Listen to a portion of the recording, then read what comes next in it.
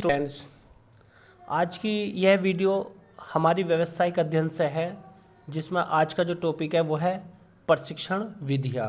यानी कि जो हमारे ट्रेनिंग के जो होते हैं वे क्या मेथड होते हैं। यानी कि ट्रेनिंग, प्रशिक्षण माने होता है ट्रेनिंग और विधिया माने मेथड, जो ट्रेनिंग मेथड है।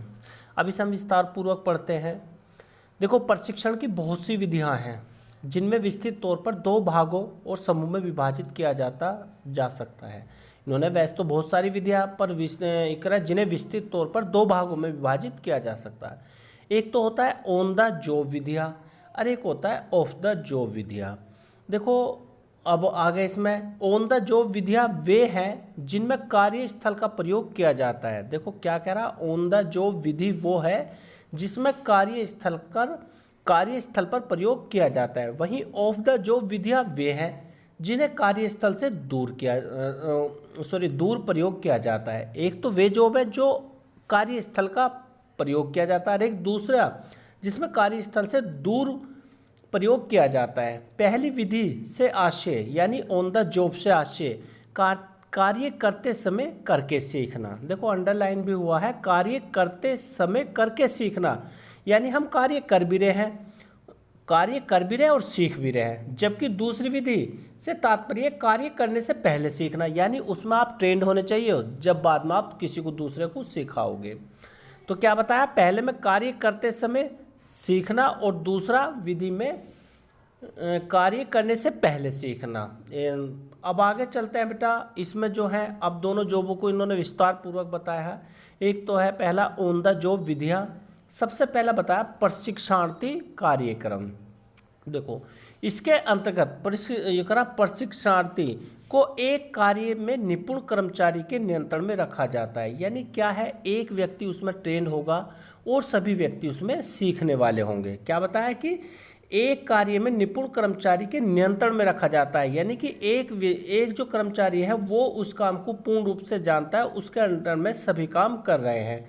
इन कार्यक्रमों की रूपरेखा उच्च स्तर के कौशल को प्राप्त करने हेतु बनाई जाती है। उच्च स्तर के कौशल, जो लोग विशिष्ट कौशल वाले व्यापार में प्रवेश चाहते हैं, जैसे बिजली का काम। अब बिजली का काम कोई जो जानने वाला होगा उसके अंडर में कोई सीख पाएगा। प्लम्बर का काम तथा लुहार का काम। इन्हें स्वयं को विशेषज्ञ का दर्जा अर्जित करने से पूर्व शिक्षार्थी प्रशिक्षण प्राप्त करना होता है। इन शिक्षार्थियों को एक समान अवधि का प्रशिक्षण दिया जाता है, जिसमें तीव्र तथा मंद गति से सीखने वाले शिक्षार्थी दोनों ही रखा जाता है। मंद गति से सीखने वालों को अतिरिक्त प्रशिक्षण की आवश्यकता पड़ सकती है। सेकंड है इसमें बेटा शिक्षण यानी कोचिंग। कोचिंग को तो आप जानते हो कि एक टीचर रहता है, सामने बच्चे बैठे रहते हैं, उसको वो पढ़ाता है और वे सुनते रहते हैं। देखो इस विधि के माध्यम से उच्च अधिकारी तथा प्रशिक्षण किसी प्रशिक्षणार्थी को एक शिक्षक के समान सिखाता है। क्या इसका बताया, प्रशिक्षणार्थी को यानी एक ट्रेनर को एक शिक्षक के समान सिखाता है। परामर्श तथा शिक्षक आपसी परामर्श के उद्देश्यों को निर्धारित करते हैं तथा सुझाव देते हैं कि इन उद्देश्यों को किस प्रकार पूर्ण करना है। निश्चित समय अवधि में शिक्षार्थी के विकास को पुनरीक्षण किया जाता है तथा सुझाव दिया जाता है कि उनके व्यवहार व निष्पादन में किस प्रकार से परिवर्तन की आवश्यकता है। प्रशिक्षणार्थी प्रत्यक्ष तौर पर उच्च अधिकारी के अधीन कार्य करता है तथा प्रबंधक भी प्रशिक्षणार्थी के प्रशिक्षण को पूर्ण जिम्मेदारी का दायित्व को स्वयं के ऊपर लेता है। इससे नेक्स्ट है बेटा इंटर्नशिप प्रशिक्षण, संयुक्त प्रशिक्षण परियोजना। देखो इसमें क्या होता है, एक जो होता है यह प्रशिक्षण एक संयुक्त प्रशिक्षण कार्यक्रम है। संयुक्त माने सभी को एक साथ सिखाना, जिसमें शैक्षणिक संस्थाओं और व्यावसायिक फर्मों द्वारा सहयोग दिया जाता है। क्या बताया इसमें, ये किसके द्वारा दिया जाता है, शैक्षणिक संस्थान या व्यावसायिक फर्मों द्वारा सहयोग दिया जाता है। चयनित प्रशिक्षणार्थी द्वारा एक निर्धारित निश्चित अवधि हेतु एक नियमित अध्ययन किया जाता है। वे उस कार्यालय फैक्ट्री में व्यवहारिक ज्ञान व कौशल प्राप्त करने हेतु कार्य भी करते हैं। सेकंड है इसमें कार्य बदली है एक के कार्य पर दूसरे को जाना। यानी इस प्रकार के प्रशिक्षण के अंतर्गत प्रशिक्षणार्थी एक विभाग से दूसरे विभाग यानी एक डिपार्टमेंट से दूसरे डिपार्टमेंट अथवा एक कार्य से दूसरे कार्य में स्थानांतरण को शामिल किया जाता है। यानी क्या होता है, इसमें एक व्यक्ति को दूसरे व्यक्ति के कार्य पर भेजा जाता है या एक विभाग से दूसरे विभाग में उसका ट्रांसफर किया जाता है। यह शिक्षणार्थी को व्यवसाय के विभिन्न अंगों का विस्तृत रूप से समझने तथा किसी संगठन द्वारा किस प्रकार पूर्ण रूप से कार्य किया जाता है इस निमित्त समर्थ बनाता है। इसके अंतर्गत प्रशिक्षणार्थी पूर्ण रूप से कार्यों में शामिल होता है तथा उसे अपनी क्षमता और योग्यता की जांच पड़ताल करने का भी अवसर प्राप्त होता है। कार्य बदली प्रशिक्षणार्थी को अन्य कर्मचारियों से भी बातचीत करने का अवसर दिया जाता है जो भविष्य में विभिन्न विभागों को सहयोग बढ़ाने में सहायता करते हैं। जब कर्मचारी इन पद्धति द्वारा प्रशिक्षण होते हैं तो संगठन को पदोन्नति या स्थानांतरण या स्थापना करने में समय सरल होता है। ये तो हो गए बेटा हमारे सारे ही प्रशिक्षण जो है ऑन द जॉब। अब आता है ऑफ द जॉब, यानी क्या है, अब आप एक ट्रेनर हो और उसके बाद में आप किसी को सिखाओगे। जैसे कक्ष व्याख्यान सम्मेलन, आपने देखा होगा जब कभी आप एक टीचर कक्ष में व्याख्यान करता है तो वो किताब नहीं, वो पढ़ा लिखा पहले ही उसे उस चीज़ का ट्रेंड होता है, वो उसके ऊपर व्याख्यान करता है। देखो अब इसे विस्तार पूर्वक पढ़ लेते हैं। व्याख्यान बोलते हैं लेक्चर या सम्मेलन। उपागम विशेष सूचना नियम प्रक्रिया अथवा कार्य प्रणाली को संप्रेषित करने हेतु अत्यधिक अनुकूल है। प्राय एक औपचारिक कक्ष प्रस्तुति का दृश्य श्रव्य सामग्री तथा प्रदर्शन अधिक रुचिकर बनाते हैं, साथ ही प्रतिधारण को भी बढ़ाते हैं तथा यह जटिल बिंदुओं के स्पष्टीकरण हेतु एक अच्छा माध्यम भी है। चलचित्र, देखो चलचित्र यानी कोई पिक्चर दिखाकर, चलचित्र दिखाकर इसके द्वारा सूचनाएं देने और सुस्पष्ट तरीके से कौशल को प्रदर्शित किया जाता है जो सरलता से किसी अन्य तकनीक द्वारा नहीं किया जा सकता है।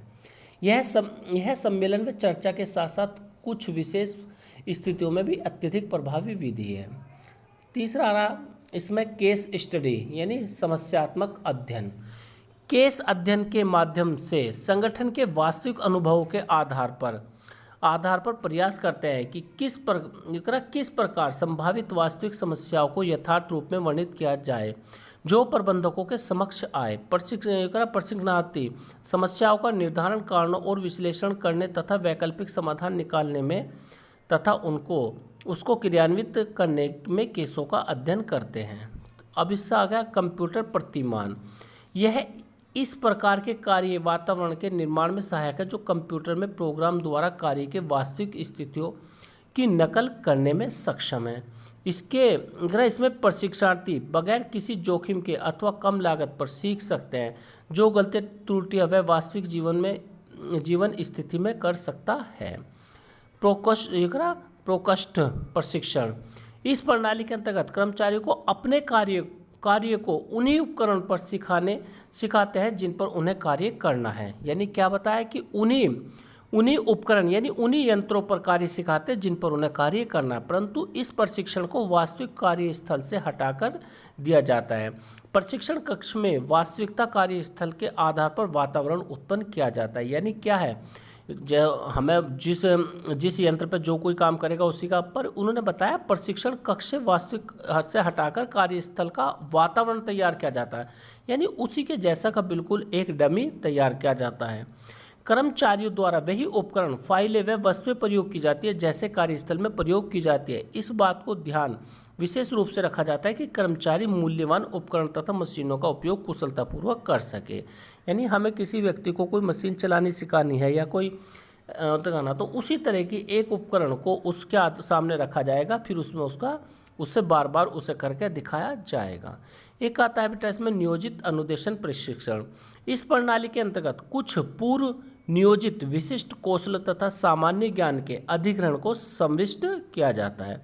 यह प्रणाली सूचनाओं को अर्थपूर्ण इकाइयों में विभाजित करती है तथा इन्हीं को उपयुक्त विधि से क्रमबद्ध किया जाता है जिससे वे एक तार्किक व क्रमिक अधिगम पैकेज के रूप में बन सके। जैसे सरल से कठिन की ओर प्रशिक्षणार्थी द्वारा इन इकाइयों को पढ़ते हुए प्रश्नों का उत्तर दिया जाता है तथा रिक्त स्थानों की पूर्ति की जाती है। बेटा ये वीडियो यही समाप्त होती है, ये चैप्टर भी यहीं ख़त्म हो गया है। आगे इसके हम आपको नोट्स प्रोवाइड कराएंगे और इसमें क्वेश्चन आंसर देंगे। ओके बेटा।